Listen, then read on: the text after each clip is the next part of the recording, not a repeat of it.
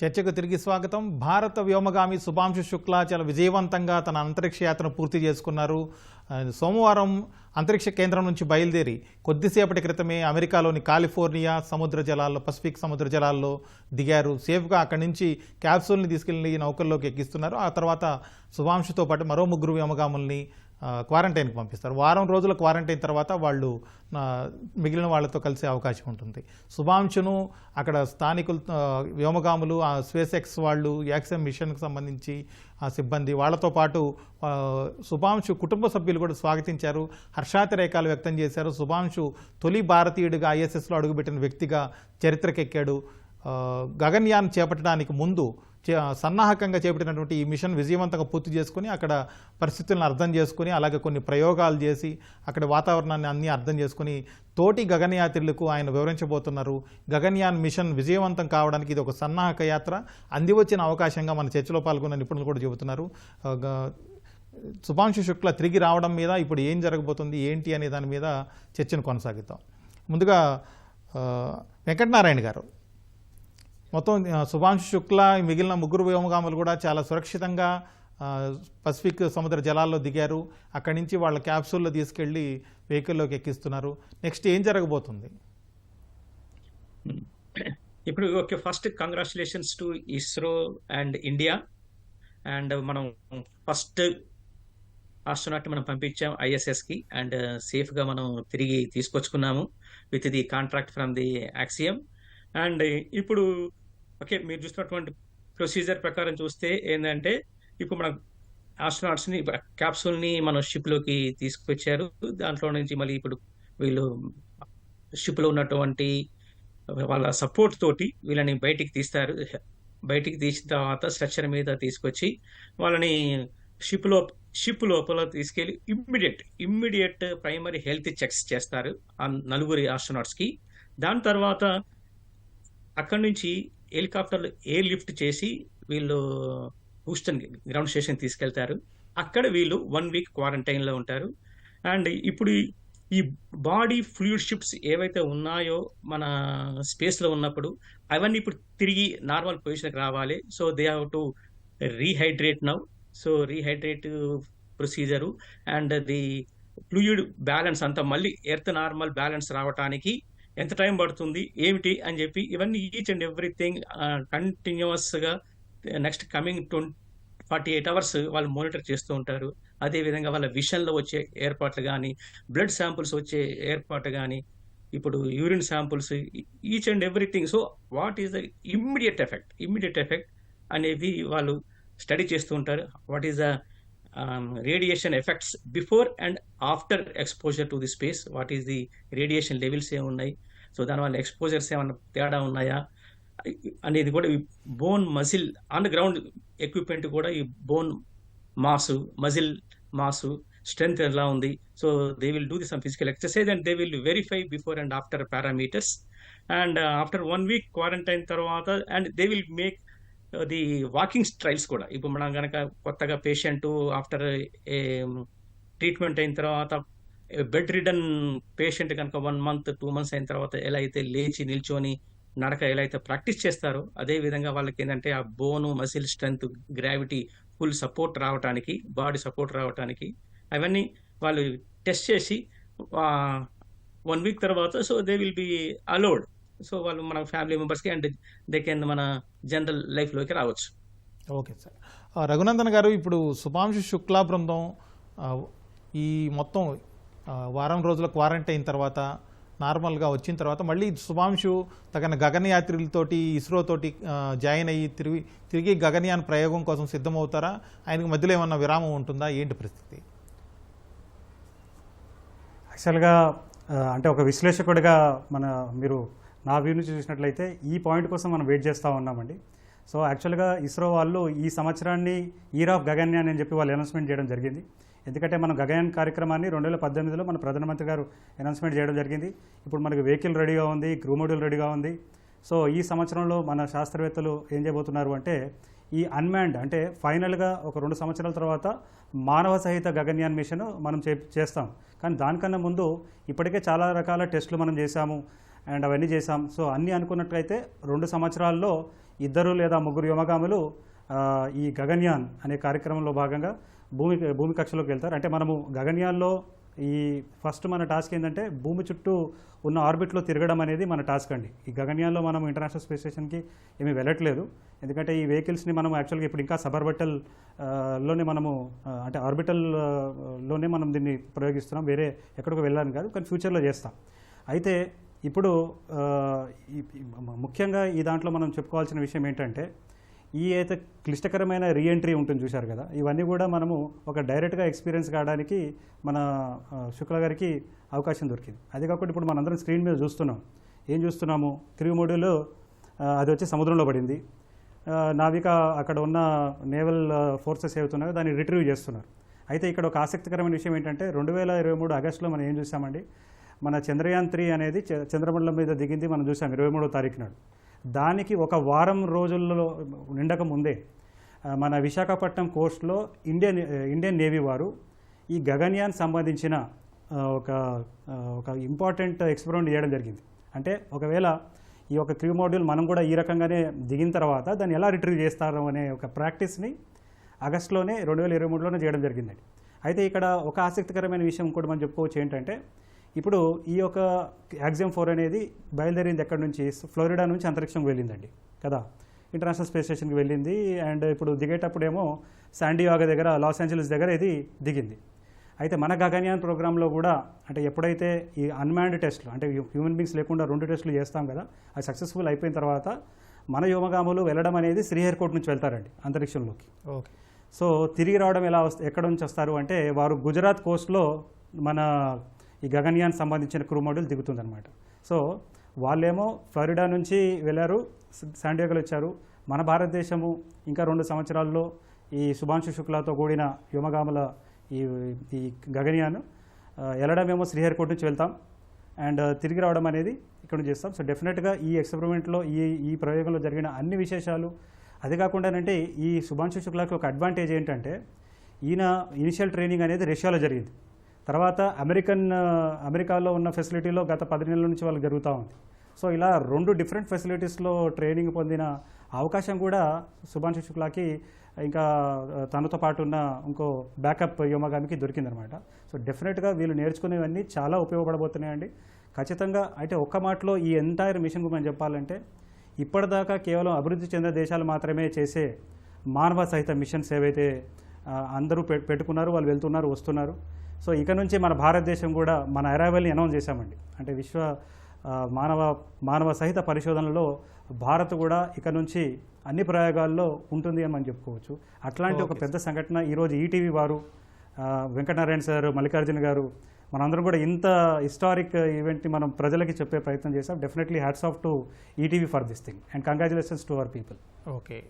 మల్లికార్జునరావు గారు, ఇప్పుడు క్యాప్సూల్లో నుంచి సముద్ర జలాల్లో నుంచి నౌకలోకి ఎక్కించి మొత్తం వాళ్ళని షిఫ్ట్ చేయడానికి, హాస్పిటల్ క్వారంటైన్ షిఫ్ట్ చేయడానికి ఈ మొత్తం ప్రాసెస్ ఎంత టైం పట్టచ్చు? ముందుగా నేను ఒక మాట చెప్పనివ్వండి. హమారా భారత్ మహాన్, 140 కోట్ల భారతీయులకి శుభాకాంక్షలు.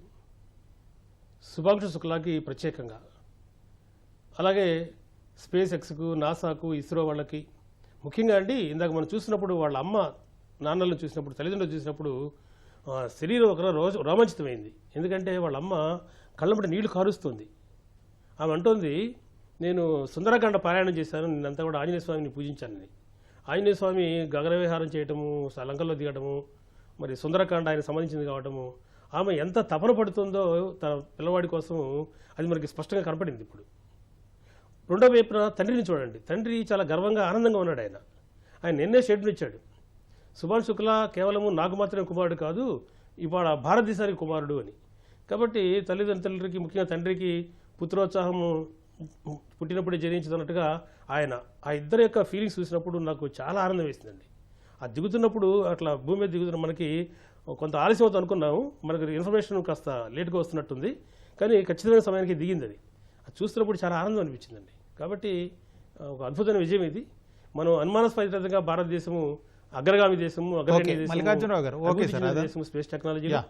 ఈ ప్రాసెస్ ఎంతసేపు పడుతుంది? అది ఓకే. తర్వాత ఇంకొక విషయం ఏంటంటే, మీరు చెప్పినట్లుగా ఇది దాదాపుగా ఒక 2 గంటల సమయం పడుతుందండి. ఎందుకంటే ముందు షిప్స్ ఫస్ట్ వెళ్ళి అక్కడ డీఫిమ్ చేసి అక్కడ వేరే ఇన్సెక్ట్స్ ఇవి లేకుండా చూసుకోవడం కోసం చేస్తుంది అనమాట. అక్కడ బయటకు వచ్చే వాళ్ళకి ఎటువంటి ఇన్సెక్ట్స్ లాంటి వాటి నుంచి ప్రమాదం లేకుండా అది చూసుకొని తీసుకొచ్చిన తర్వాత అది ఒక 1 అవర్ పడుతుందండి. ఎందుకంటే మెయిన్ షిప్లోకి మార్చాలి కాబట్టి ఒక 1 అవర్ సమయం పడుతుంది. ఇంకొక పావు గంట అరగంట తర్వాత వాళ్ళు హెలికాప్టర్లో తీసుకెళ్తారండి. ఆ తర్వాత మనం అనుకున్న ప్రకారం జరుగుతుంటుంది. ఓకే, వెంకటనారాయణ గారు నేను కూడా నా తరఫున కూడా ఈటీవీలో చెప్పండి. నా తరఫున కూడా ఈటీవీ వాళ్ళకి ధన్యవాదాలు తెలియజేస్తున్నాను. వెంకటనారాయణ గారు, రఘునందన్ గారు, ఇంతకుముందు కూడా మన రఘునందన్ గారితో నేను సరే సార్, ఓకే చేసిన నాకు గుర్తు మీతో మన ఈటీవీలోనే. ఓకే, అదంతా ఓకే సార్. అంశం అండి. వెంకటనారాయణ గారు, అభినందనలు కూడా. ఇప్పుడు శుభాంశు శుక్లా అలాగే మిగిలిన వ్యోమగాములు వారం రోజుల తర్వాత ఏం చేయబోతున్నారు? వాళ్ళు బయటకు వచ్చేస్తారా? అలాగే శుభాంశు శుక్లా నేరుగా వచ్చిన తర్వాత ఇస్రోతో జాయిన్ అయ్యి వాళ్ళ గగనయాత్ర బృందంతో జాయిన్ అవుతారా, లేకపోతే మధ్యలో ఏమైనా ఆయన కొంత విరామం ఇస్తారా కుటుంబంతో గడపడానికి? ఇట్ ఈస్ ఓకే, మీరు మంచి ప్రశ్న అడిగారు. యాక్చువల్గా నేనే మీకు యాడ్ చేద్దామని చెప్పి అనుకున్నాను. ఈ 1 వీక్ అయిన తర్వాత ఏంటంటే first okay they will give the opportunity, family members తోటి మీట్ అవ్వడానికి ఆపర్చునిటీ ఇస్తారు. సో దాని తర్వాత ఏంటంటే సెలబ్రేషన్స్ ఇవన్నీ ఉంటాయి.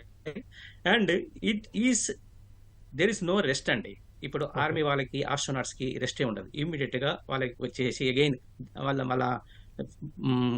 మదర్ కన్సర్న్డ్ ఆర్మీ కానీ లేకపోతే ఇక్కడ ఇస్రో కానీ they will be continuously they will be interacting and there is no rest, there is no gap. Number 1. Number 2, మీరు ఇంతకుముందు అడిగినట్టుగా I'm sure in the 2027 after G1, G2, G3 3 unmanned మిషన్లు అయిన తర్వాత మినిమం ఇద్దరు వెళ్తారు. అందులో నెంబర్ 1 పైలట్ ఈ శుభాంశు శుక్లా, నెంబర్ 2 మేబీ నాయర్ కావచ్చు. సో వీళ్ళకి ఏంటంటే ఈయన యొక్క ఈ ఎక్స్పీరియన్స్ అంతా ఆయన వాడుకుంటారు. ఇంకొకటి ఏంటంటే మన ప్రేక్షకుల కోసం చెప్పదలుచుకుంది నేను, పైలట్ అండ్ టెస్ట్ పైలట్ అని చెప్పి నా మాట వింటూ ఉన్నాం. And whether it is Russia, America, India, మొట్టమొదటి చైనా కానీ మొట్టమొదటిసారిగా వెళ్ళే వాళ్ళు ఎవరైనా సరే టెస్ట్ పైలట్స్ అయి ఉంటారు. టెస్ట్ పైలట్స్కి డిఫరెన్స్ ఏంటంటే, కమర్షియల్ పైలట్స్ అనేది మన మామూలు కమర్షియల్ ఎయిర్ క్రాఫ్ట్ని, మన ప్యాసింజర్స్ ఎయిర్ క్రాఫ్ట్ని వాళ్ళు పైలట్ చేస్తారు. ఎయిర్ ఫోర్స్లో పైలట్స్ ఉంటారు, టెస్ట్ పైలట్స్ ఉంటారు. టెస్ట్ పైలట్స్ ఓన్లీ ఎయిర్ ఫోర్స్లో ఉంటారు, లేదంటే బోయింగ్లో ఉంటారు, ఎయిర్ బస్లో ఉంటారు. ఇవ డిఫరెన్స్ ఏంటంటే, మామూలుగా పైలట్ ఏం చేస్తారంటే they will give is a normal range. Okay, like your heart beat rate, your blood sugar level, normal range, upper range, lower range. అలానే ఇప్పుడు ఈ నార్మల్ రేంజ్లో మాత్రమే పర్ఫార్మెన్స్లోనే ఈ పైలట్స్ అంతా రన్ చేస్తూ ఉంటారు. వేరాస్ ఒక కొత్తగా ఇప్పుడు ఎయిర్ క్రాఫ్ట్ బోయింగ్ ఈరోజు మ్యానుఫ్యాక్చర్ చేసింది, దాన్ని టెస్ట్ చేయాలి, డెమో చూపించాలి.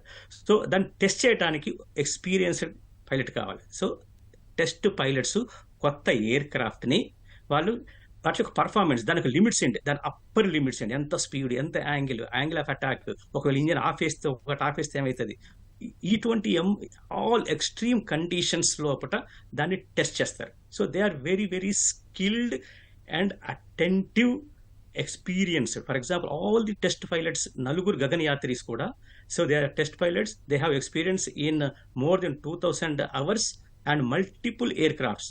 సుఖాయ్ తీసుకోండి, మిగ్ తీసుకోండి, జాగర్ తీసుకోండి, ఏవైనా సరే వీటన్నిటిలో ఫుల్ ఎక్స్పీరియన్స్ ఉన్నటువంటి వాళ్ళనమాట.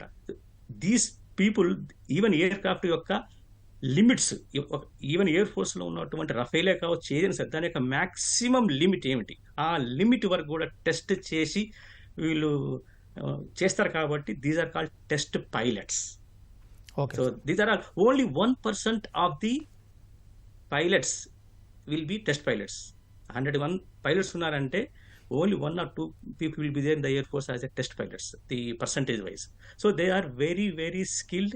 And tomorrow గగనయాత్రి, మనం గగనయాన్ వెళ్తున్నప్పుడు మన ఫస్ట్ టైం మనం క్రూ మోడ్యూల్ పంపిస్తున్నాం. So it is a new vehicle, again A test pilot is required. And మనకి ఇప్పుడు ఈ ఎక్స్పీరియన్స్ ఏంటంటే, యాక్చువల్గా నేను ఇంతకుముందు చెప్పినట్టుగా ఇటువంటి అవకాశం మనకి ఎవరు ఇవ్వరు. మనకు భారతదేశ మన గగనయాత్రికి దొరికినటువంటి మంచి గోల్డెన్ ఆపర్చునిటీ. మనకు మనం ఫ్లైట్‌లో వెళ్ళే ముందు, సొంత ఫ్లైట్‌లో వెళ్ళే ముందు ఇటు ఒక ఆపర్చునిటీ వాళ్ళు మనకు ఇచ్చారు. ఇటువంటి ఒక థాంక్స్ టు యాక్సియం ఇటువంటి ఒక కమర్షియల్ టూర్ ఆపరేటర్ ఉన్నాడు. So, NASA also having some contract with Axiom. So, ఇటువంటిది ఈవెన్ నాసా అలో చేయటం కూడా because we are a competitor now. Actually ముఖ్యంగా ఏందంటే ఈవెన్ మీరు టూరిస్ట్‌కి వెళ్ళటానికి నాసా పర్మిషన్ ఇవ్వచ్చు. కానీ ఒక గవర్నమెంట్ ఆఫ్ వేరైనా సరే వేరే గవర్నమెంట్ అఫీషియల్ ఆస్ట్రోనాట్స్‌ని వాళ్ళకి ఫెసిలిటీస్‌లోకి అలో చేయటం అనేది very, very rare and it is very, very, very lucky. It is not 500 crores even 2000 crores also it is worthy. Even ఇప్పుడు మీరు ఇంత ఎక్స్‌పీరియన్స్ మీరు first H1 that is manned మిషన్‌లో చేసినా సరే ఇంత ఎక్స్‌పీరియన్స్ మీకు రావచ్చు. You may be burning your fingers. ఒక్కోసారి మీరు సొంత వెహికల్ చేస్తున్నప్పుడు ఒక్కోసారి ఫెయిల్ కూడా అవ్వచ్చు. చాలా రిస్క్ ఉంది అక్కడ. ఇక్కడేంటి well proven vehicle. So everything and international standard. If you going in a China vehicle and Russia vehicle and going to NASA station it is చాలా high standard, high safety standard, high accuracy and more comfort. If you see the China crew module చూడండి, Russia crew module చూడండి. You see today's Dragon, how luxurious and spacious and how comfort and how ergonomic చూడండి ఎంత బాగుందో. So ఇవన్నీ ప్రతి ఒక్కటి useful. So thank you please. Yeah Venkatanarayana గారు, అలాగే ఇప్పుడు శుభాంశు శుక్లాతో పాటు ఎంతమంది వ్యోమగాములు నెక్స్ట్ గగనయాన్లో వెళ్ళబోతున్నారు అంతరిక్షానికి? ఓకే, ఇప్పుడు నలుగురిని సెలెక్ట్ చేశారండి. సో ఇంతకుముందు మన రఘునందన్ గారు చెప్పినట్టుగా ప్రైమరీ 1 year ట్రైనింగ్ అయిపోయింది రష్యాలో. దాని తర్వాత ఇండియాలో ఏటీసీ ఆస్ట్రోనాట్ ట్రైనింగ్ సెంటర్ బెంగళూరులో కూడా వాళ్ళు కంటిన్యూస్గా వాళ్ళు ఉన్నారు. అండ్ నెక్స్ట్ మనం 2027లో ఈ ఇయర్లో 2025లో ఒక G1 unmanned, next year 26 G2 second unmanned and 26లో ఇంకొకటి పంపిస్తాం G3 అని చెప్పి అన్మ్యాన్డ్. దాని తర్వాత H1, it is called H1. H is for human space flight. So H1 the manned, అందులో 2 లేక 3 అని చెప్పి మనం అంటున్నాం. సో మోస్ట్లీ 2 వెళ్ళొచ్చు. అండ్ అందులో I told Shubhanshu Shukla is పక్కా is a main captain. So co captain గా ఇంకొక వెళ్తారు. 3 to 7 days మనం ఆర్బిట్ లో ఉంటాం. 400 kilometers హైట్ లో వెళ్తాం. సేమ్ 51 degrees ఇంక్లినేషన్ వెళ్ళి అక్కడ స్టడీ చేసి we have only a crew module గగనయాన్లో. ఇప్పుడు వీళ్ళకి ఏంటంటే ఓన్లీ 1 day తర్వాత they are going into the ISS. So they have bigger space and Dragon కొద్దిగా పెద్దది, 7-seater కెపాసిటీ అది. కానీ మామూలుగా 4 తీసుకెళ్తూ ఉంటారు. మనది 3 కెపాసిటీ. మనం 2 కానీ 3 కానీ. మామూలుగా అయితే ఇన్ జనరల్గా ఇఫ్ యూ టేక్ రష్యా కానీ అమెరికా కానీ చైనా కానీ ఎవరు వెళ్ళినా సరే మొట్టమొదటిసారి మ్యాన్డ్ మిషన్ వెళ్ళినప్పుడు ఒక్కతను పంపిస్తారు. సో టు టేక్ ది అంటే man at risk, life at risk తగ్గించడానికి. But we may take today technology is developed, we have lot of sensors and we have the experience, we have some మొత్తం classified కాకపోయినా సరే కొద్దిగా మనకి information ఉంది, sensors ఉన్నాయి. So we can happily, comfortably and reliably, confidently, I'm very confident. So నేను గగనయాన్ ప్రాజెక్ట్లో పనిచేశాను నేను. సో ఈజీగా మనం 2 పంపించవచ్చు అండ్ మినిమం 3 days మనం అక్కడ ఉంచవచ్చు. సో వీళ్ళు బట్టి 7 daysకి వీళ్ళకి ఈ 3 to 7 days సరిపడా ఫుడ్ కానీ ఆక్సిజన్ కానీ even carbon dioxide removal system కానీ, సో ఇవన్నీ మనం సరిపడా మనం తీసుకొని వెళ్ళే అంత స్పేస్ మనం కంఫర్ట్గా, మరి కాంపాక్ట్ కాకుండా ఇరికి కాకుండా కూడా మనం we're arranging it and it will happen by 2027. We can expect our own astronaut from own Indian soil, from Sriharikota and launching from east coast and recovery from the west coast in Arabian Sea in 2027. Okay sir. Raghunandan garu, ఇప్పుడు ఈ Gaganyaan machine ద్వారా ఏ అంశాలపై అధ్యయనం చేయబోతోంది భారతదేశం, ఇస్రో? ఆ Gaganyaan machine భారతదేశానికి ఏ విధంగా ఉపయోగపడుతుంది? యా అండి. సో ఇప్పుడు మొట్టమొదటిగా ఒక అప్డేట్ ఇవ్వాలంటే ఇప్పుడు మనం చూస్తున్నామండి మన స్క్రీన్ మీద మొదటగా ఈ ఫ్లాష్ డౌన్ అయిన తర్వాత దానికి ఏమైనా హజార్డస్ ఎఫెక్ట్స్ ఏమైనా ఉన్నాయా, అంటే దాని ఈ చుట్టూరా ఈ spacecraft is it safe or not అనేది వాళ్ళు ఎన్ష్యూర్ చేసిన తర్వాత ఇప్పుడు దాన్ని ఏం చేశారంటే వాళ్ళు ఒడ్డుకు తీసుకొచ్చారు. ఒక డ్రోన్ ప్యాడ్ లాంటిది ఉంటుంది అక్కడ, మీరు చూసారు అది. సో అక్కడికి వెళ్ళింది షిప్. ఇప్పుడు ఏంటంటే ఇంకా కొద్దిసేపట్లో అంటే మేబీ ఇంకో 1/2 hour నుంచి 1 hourలో మీకు అది ఓపెన్ అవుతుంది. ఓపెన్ అయిన తర్వాత అందులో వీళ్ళు స్ట్రెచర్ మీదుగా వారిని ఒక్కొక్కరు తీసుకొస్తారు. అండ్ ఇంకా ఒక హాఫ్ అన్ అవర్ టు 1 అవర్లో మనం చూడబోతున్నాం మన వ్యోమగాములని. బహుశా బయటికి వచ్చిన అంటే ఇదే సంవత్సరం మనం చూసాం, సునీత విలియమ్స్ కూడా ఇలానే తిరిగి వచ్చారు. రాగానే స్ట్రెచర్ మీద నుంచే వారు హాయ్ చెప్పడం జరిగింది. సో అదంతా కూడా మన కళ్ళ ముందు ఆవిష్కృతం అవుతుందని చెప్పుకోవచ్చు. అయితే ఇప్పుడు మీరు అడిగిన ప్రశ్నకు వస్తే, దానికన్నా ముందు ఇందాక మనకి వెంకటనారాయణ సార్ ఒక ఇంపార్టెంట్ ఆస్పెక్ట్ చెప్పారు, మనకు ఒక అవకాశం వచ్చింది అని. అయితే దాని మీద నేను ఒక చిన్న ఆస్పెక్ట్ నేను చెప్పాలండి. యాక్చువల్గా ఏం జరిగిందంటే 2023లో మన ప్రధానమంత్రి గారు అమెరికా పర్యటనకు వెళ్ళారండి. వెళ్ళినప్పుడు మనం ఏమనుకుంటాము, మామూలుగా వెళ్తారు కదా అని అనుకున్నాం. యాక్చువల్గా ఈ అంతరిక్ష రంగంలో ఏ విషయం జరిగినా మాకు ముందుగా తెలిసే అవకాశాలు ఎక్కువ ఉంటాయి. అయితే సడన్గా మాకు సర్ప్రైజ్ వార్త ఏమొచ్చింది అంటే, అమెరికన్ గవర్నమెంట్ ఒక భారత వ్యోమగామిని అంతరిక్షం పంపిస్తుంది అని ఒక అనౌన్స్మెంట్ వార్త చూసాం. మేము అందరూ కూడా అవాక్కయ్యాం, ఏంది ఇలా జరిగింది అని. అంటే నేను ఇక్కడ కొద్ది భావోద్వేగంలో చెప్పవలసిన విషయం ఏంటంటే, ఒకప్పుడు ఈ ఇంటర్నేషనల్ స్పేస్ స్టేషన్ అనేది కొన్ని దేశాలు మాత్రమే వాళ్ళ కోసమే వాళ్ళు చేసుకునే ప్రయత్నంగా ఉండేది. అండ్ మనం కూడా అనుకునే వాళ్ళం, అరే మనకు కూడా ఒక అవకాశం దొరికితే బాగుండదని. అట్లాంటి పరిస్థితుల్లో మన ప్రధానమంత్రి గారు అమెరికా వెళ్ళినప్పుడు అక్కడ బైడెన్ ప్రభుత్వం అప్పట్లో మేము ఒక భారతీయుని అంతరిక్షం పంపిస్తామని అనడము మా అందరికీ చాలా ఎంతో ఇన్స్పిరేషన్గా కనిపించింది. అంటే ఇదంతా కూడా మన శాస్త్రవేత్తలు చేస్తున్న ప్రయత్నానికే నిదర్శనం అండి. ఎవరు మనకి ఏదో ఊరికనే ఇద్దామనే అవకాశం ఇవ్వట్లేదు. వారు మన శాస్త్రవేత్తలు వాళ్ళ వ్యయ ప్రయాసాలకి గుర్తుగానే ఈ అవకాశం వచ్చింది. అయితే అక్కడ ఏమైంది, నేను నీకు ఇందాక చెప్పాను, 2018లో మన ప్రధానమంత్రి గారు ఏమన్నారు, సొంత గడ్డ మీద నుంచి సొంత వెహికల్ ద్వారా అంతరిక్షంలో వెళ్ళాలని మనం అనుకున్నాం. సో ఈ పరిణామాలన్నీ 2023లో చాలా ఆశ్చర్యం కలిగించింది మా అందరికీ.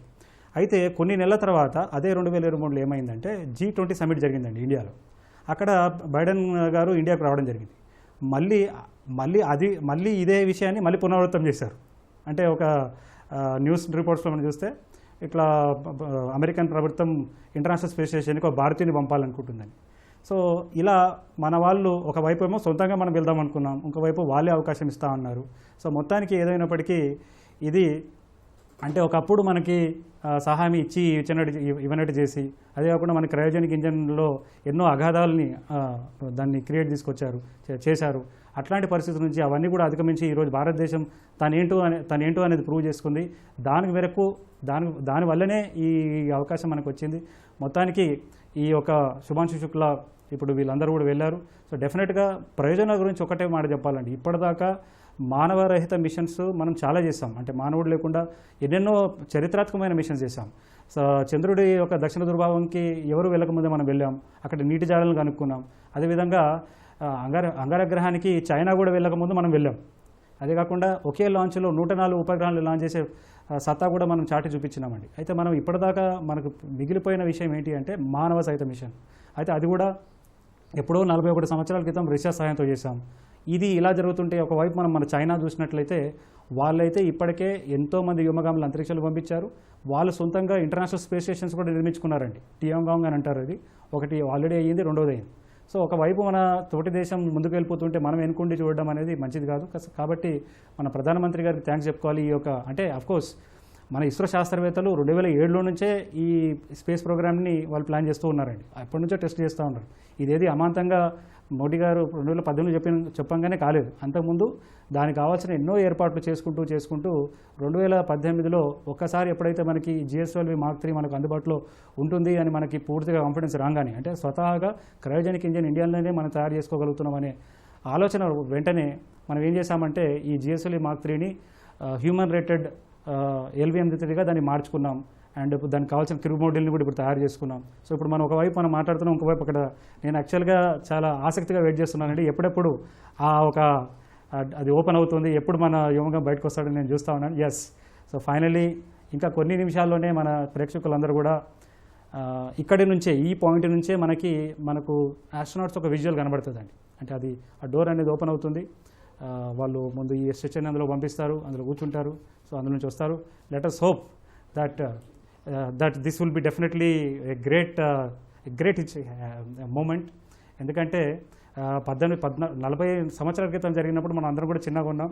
ఈరోజు ఎంతోమంది విద్యార్థులు ఇవన్నీ చూస్తూ ఉన్నారు. మన వ్యోమగామి అంతరిక్షంలోకి వెళ్ళాడు, వస్తూ ఉన్నాడు. సో మనం చూస్తున్నాం. సో ఇప్పుడు ఎవరైతే ఈ సహాయ ఇంజనీర్స్ ఉన్నారో వాళ్ళు ఇంకా కొన్ని స్టెప్స్ని తీసుకొని మన కళ్ళ ముందే we're going to see it.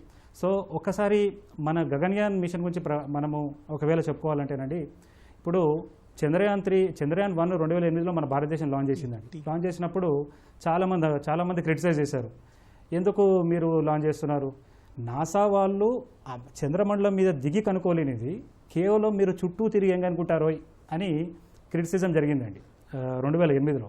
కానీ చంద్రయాన్ వల్ల ఏం జరిగిందండి, మన భారతదేశం ఈ విశ్వానికే ఒక కొత్త నిజం చెప్పింది. ఏ నిజం అది? చంద్రుడి మీద నీరుందని చెప్పగలిగిందండి. సో డెఫినెట్గా అంతరిక్షమే మన కోసం వెయిట్ చేస్తుందని అనుకోవచ్చండి. ఎందుకంటే భారతీయుడి మేధస్సు మామూలు కాదు.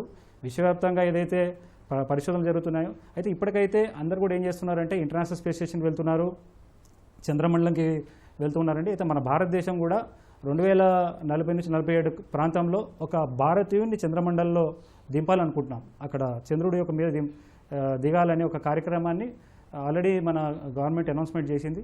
సో డెఫినెట్గా అవన్నీ జరగాలంటే ఈ మిషన్ సక్సెస్ కావాలండి. ఈరోజు శుభాంశు శుక్లా గారు ఈ మిషన్లో వెళ్ళడమే కాదు, సేఫ్గా తిరిగి రావడం అనేది it is a very confidence booster అని మనం చెప్పుకోవచ్చు.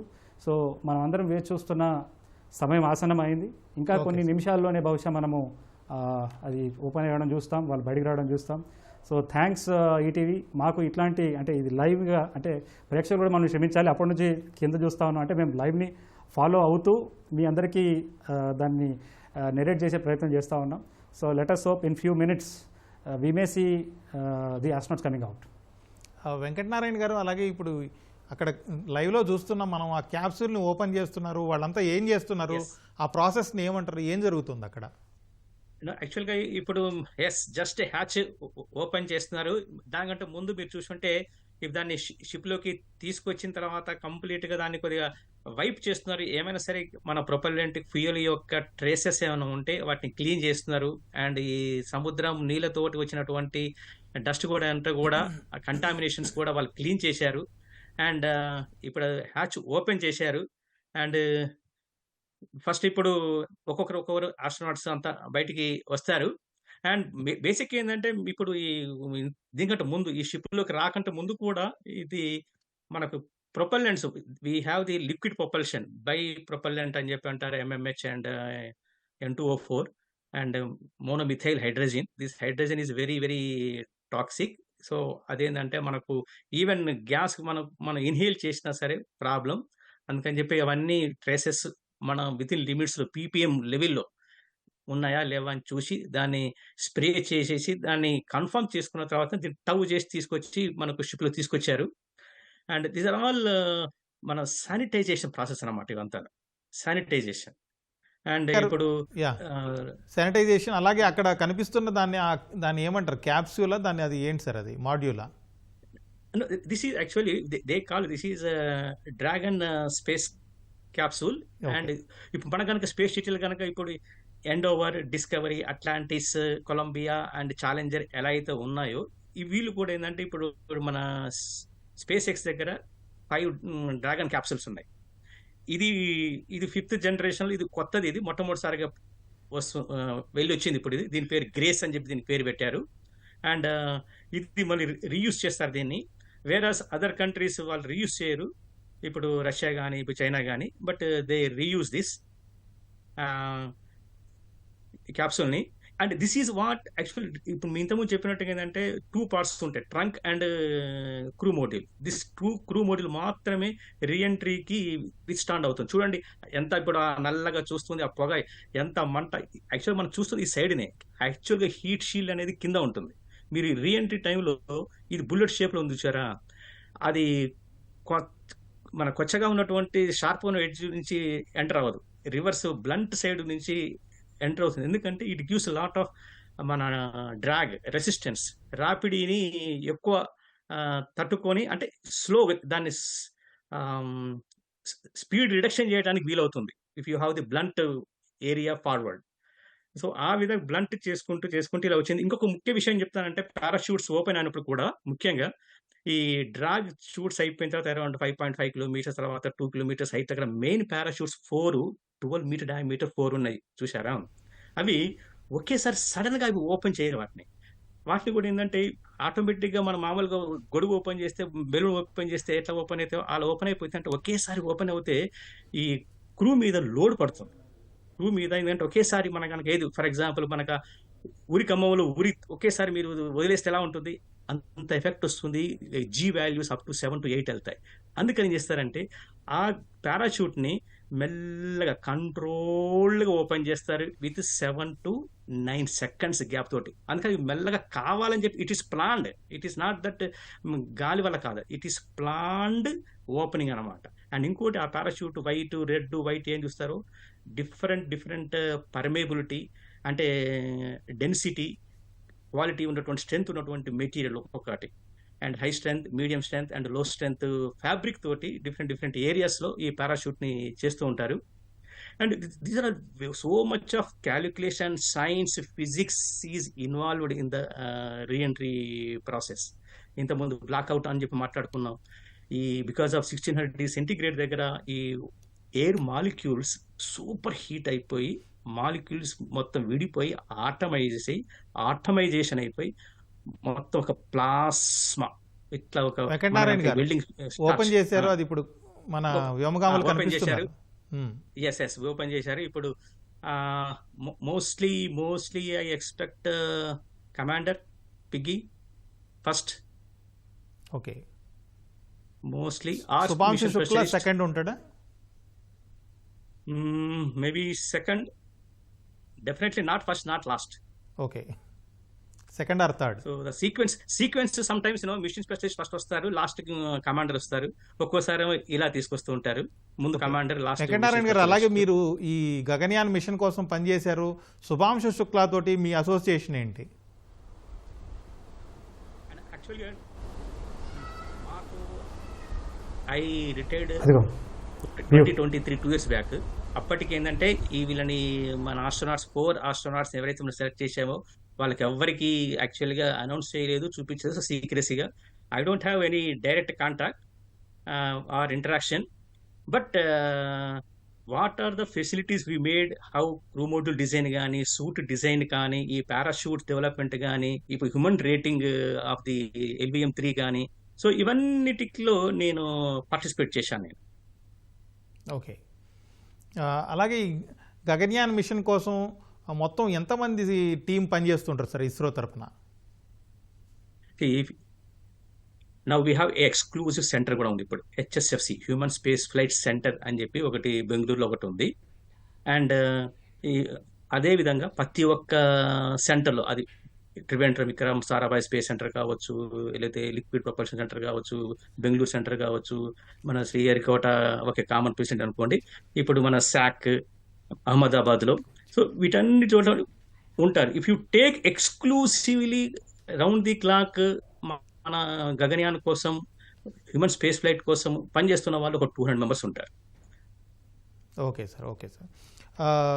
మల్లికార్జునరావు గారు, అలాగే ఈ గగన్యాన్ మిషన్ కోసం భారత్ ఏ విధంగా సిద్ధమైంది?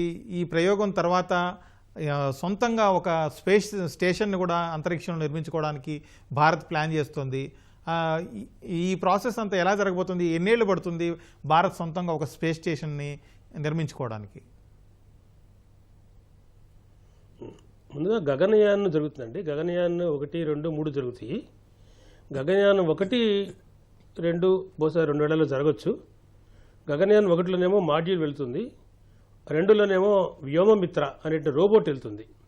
ఆ తర్వాత మనం మానవ సహితంగా పంపించాలనుకుంటున్నాం. దానికోసమే సుభాష్ శుక్లా గారిని మిగతా వాళ్ళని రెడీ చేస్తున్నాం.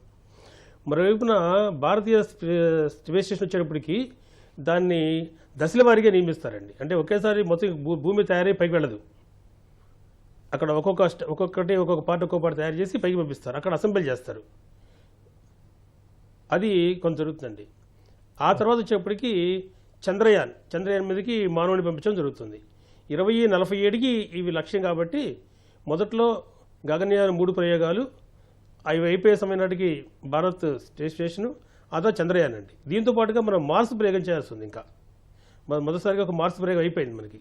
రెండవ మార్స్ ప్రయోగం వచ్చేప్పటికి మళ్ళీ మనం ఒక రోబోని పంపించడమో ఏదో చేస్తాం. ఆ తర్వాత మానవ సైతం కూడా పంపిస్తామండి. అది 6 నుంచి 7 నెలల ప్రయాణం ఉంటుంది. 6 నుంచి 7 నెలల ప్రయాణం చేయడానికి కావాల్సినటువంటి సరంజామాని ఇవన్నీ సమకూరుస్తాయి. ఏది ఇటు చంద్రయాన్ కానీ రేపు భారతీయ స్పేస్ స్టేషన్ నుంచి మనం చేసే ప్రయోగాలు కానీ అదేవిధంగా చంద్రయానంలో మనం మనిషిని దింపిన తర్వాత కానీ ఇవన్నీ కూడా మార్స్కి వచ్చేటప్పటికి ఇంకొక స్టేజ్కి తీసుకెళ్తాయండి. కనుక ఇవి రాబోయే కార్యక్రమాలు. అదేవిధంగా ఆదిత్య L1 కూడా ప్రయోగం చేసాం మనం. అది దాటి ఇంకొక స్టేజ్లో కూడా ఆదిత్యాన్ని ఇంకొంచెం ముందుకు తీసుకెళ్లే ప్రయత్నాలు కూడా జరుగుతాయండి.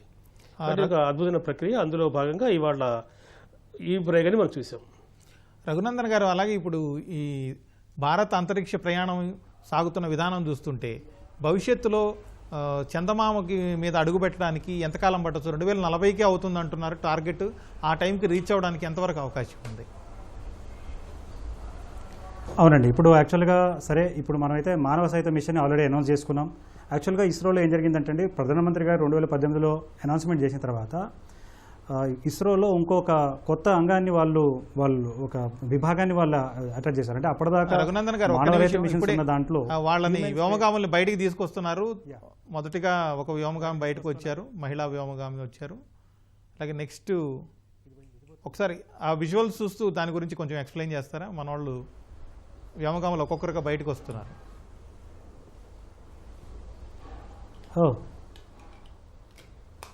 పవర్ ఆఫ్ అన్న, పవర్ ఆఫ్.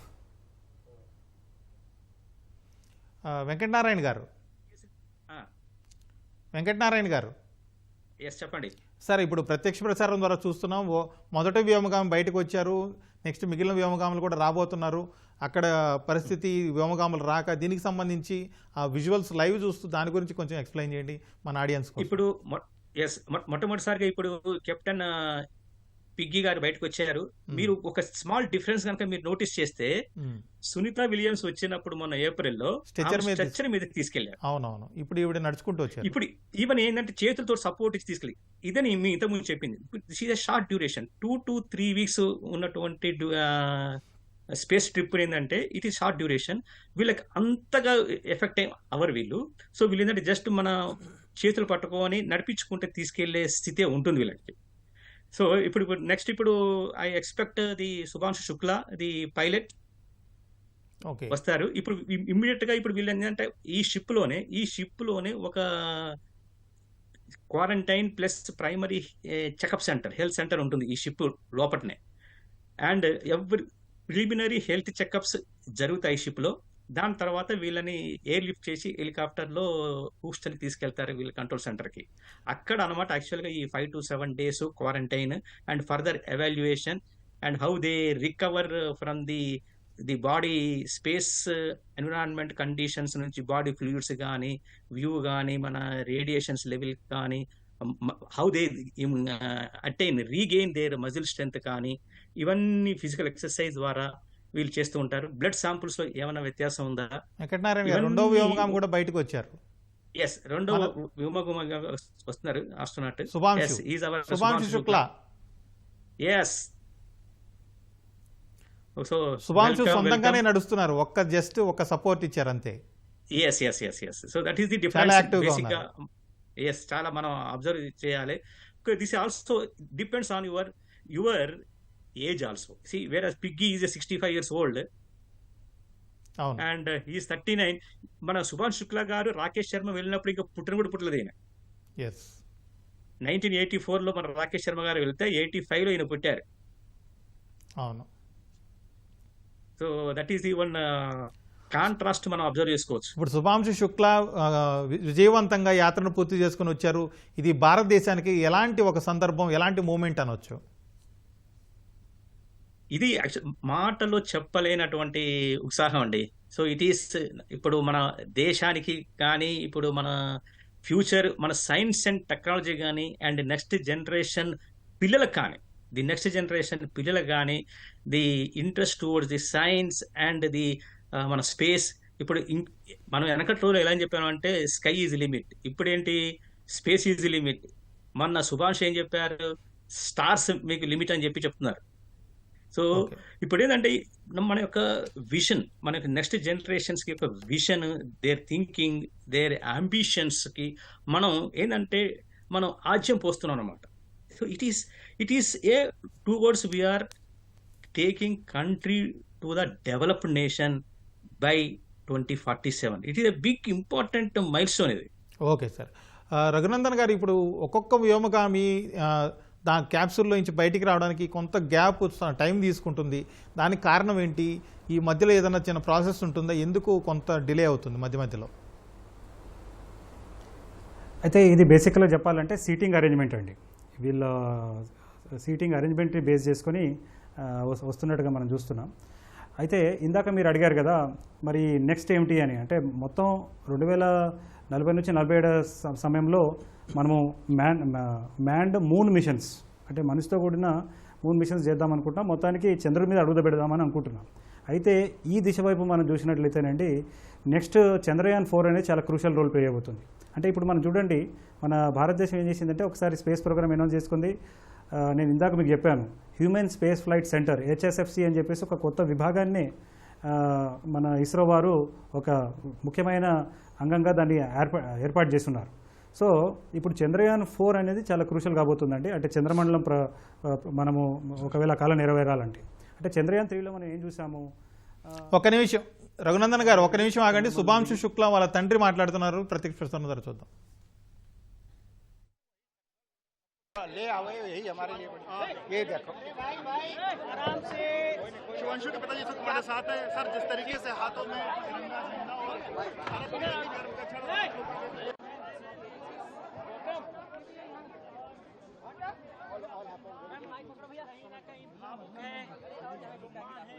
दो मिनट दे दीजिए, थोड़ा सा कपिल भाई रुक जाइए मैम, पहले सेटल हो जाइए, पहले सेटल। थैंक यू बात करने की कोशिश बात हो रही है। चलो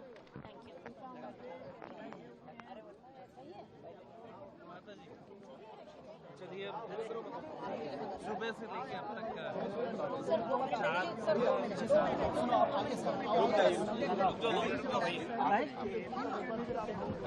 आज पहली बार अभी देखा है, क्या कुछ कहना है? We are trying our best कि आप लोगों को पूरा वाइड मिले और हम हर क्वेश्चन का जवाब दे रहे हैं, but still I am feeling like landing हो गई है और आपने जो तस्वीर कह रही थी जो आपको देखनी थी अब वो आ भी गए और तस्वीर भी सामने आएगी। पहला क्या वर्ड कहेंगी अब जब वो पृथ्वी पर आ गए? जस्ट आप लोग खुद अलाइन कर लो, हमें कहने की क्यों जरूरत पड़ रही है? आप खुद अलाइन कर लीजिए।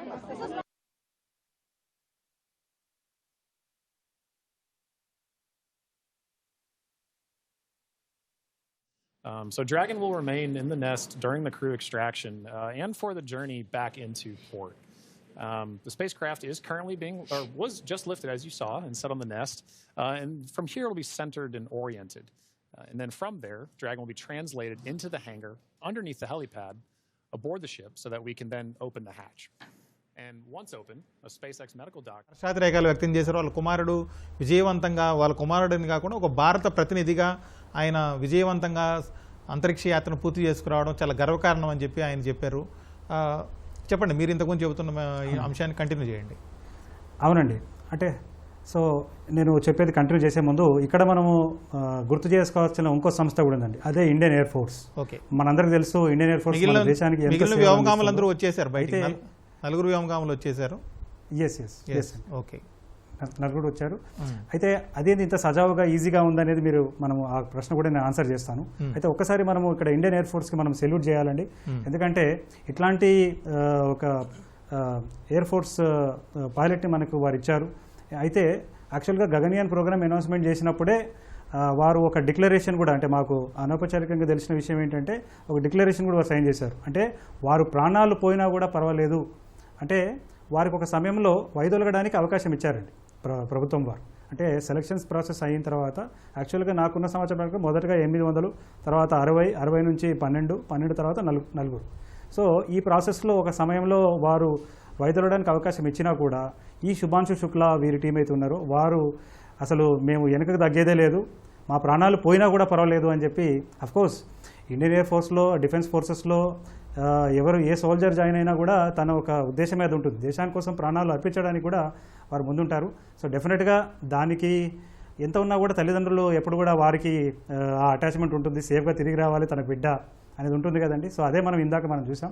సో ఇప్పుడు చంద్రుడి మిషన్ కనుక మనం చేయాలంటేనండి ఒకటే, ఇప్పుడు చంద్రయాన్ 3లో మనం ఏం చేసాం, చంద్రుడి మీద దిగి అక్కడ ఒక రోవర్ బయటకు వచ్చి తిరుగుతూ పరిశోధన చేసింది, ఆ ల్యాండర్ కూడా కొన్ని పరిశోధనలు చేసింది. అయితే నెక్స్ట్ మనం చేయాల్సింది ఏంటంటే చంద్రయాన్ 4. అయితే ఈ చంద్రయాన్ 4 చాలా సంక్లిష్టకరంగా ఉండబోతుందండి. అంటే మనం ఏమనుకుంటున్నాము, ఎప్పుడో ఫ్యూచర్లో మన వ్యోమగామి చంద్రమండలం దాకా వెళ్ళాలి, అక్కడ దిగాలి, మళ్ళీ తిరిగి రావాలి. సో ఇది ఇట్లాంటి సాంకేతికత మన దగ్గర లేదు ప్రస్తుతం. అయితే మనం ఏం చేద్దాం అనుకుంటున్నామంటే చంద్రయాన్ 4లో 2 డిఫరెంట్ లాంచ్ వెహికల్స్ ద్వారా దానికి సంబంధించిన మాడ్యూల్స్ అన్నిటి కూడా మనం పంపిస్తాము. అది చంద్రయాన్ 3 లాగానే చంద్రుడి దాకా ప్రయాణం చేస్తుంది. తర్వాత ఏమవుతుంది అంటే అందులో అది దిగిన తర్వాత దిగి పరిశోధన చేస్తుంది, మళ్ళీ రఘునందన్ గారు తిరిగి ప్రయాణం చేసి మళ్ళీ తిరిగి వస్తుంది అనమాట. సరే సార్, కంక్లూడ్ చేద్దాం సార్. సో చంద్రయాన్ కంక్లూడ్ చేద్దాం, టైం అయింది. So thank you sir, thank you Mallikarjunarao గారు, థ్యాంక్ యూ నారాయణ గారు, వెంకటనారాయణ గారు, అలాగే thank you Raghunandan garu. Thank you very much డిస్కషన్లో పార్టిసిపేట్ చేసినందుకు. Thanks to ETV and also video journalist Surya నాతో పాటు ఉన్న వీరందరూ కూడా, మీ అందరికి కూడా. భారత వ్యోమగామి శుభాంశు శుక్లా విజయవంతంగా తన అంతరిక్ష యాత్రను పూర్తి చేసుకుని తిరిగి వచ్చారు. అమెరికాలోని కాలిఫోర్నియా సముద్ర జలాల్లో ఆయన ల్యాండ్ అయ్యారు. అక్కడి నుంచి చాలా ఉత్సాహంగా నడుచుకుంటూ బయటకు వచ్చారు. అంతకుముందున్న వ్యోమగామి, మొదటి వ్యోమగామి మహిళా వ్యోమగామి బయటకు వచ్చారు. ఆవిడ తర్వాత రెండో వ్యోమగామిగా శుభాంశు శుక్లా బయటకు వచ్చారు. ఆయన కనీసం చిన్నపాటి సపోర్ట్ తప్ప పెద్దగా ఏమీ లేకుండా సొంతంగానే నడుచుకొని వెళ్ళగలిగే స్థితిలో ఉన్నారు. చాలా ఉత్సాహంగా కనిపిస్తున్నారు. ఆయన చేసిన ప్రయోగాలు భారత భవిష్యత్తులో చేపట్టబోయే గగనయాన్ మిషన్ సహా ఇతర అంతరిక్ష ప్రయోగాలకి చాలా ఉపయోగకరం అవుతుందని మన చర్చలో పాల్గొన్న నిపుణులు చెబుతున్నారు. కాసేపట్లో గంటరావం ప్రసారం. నమస్కారం.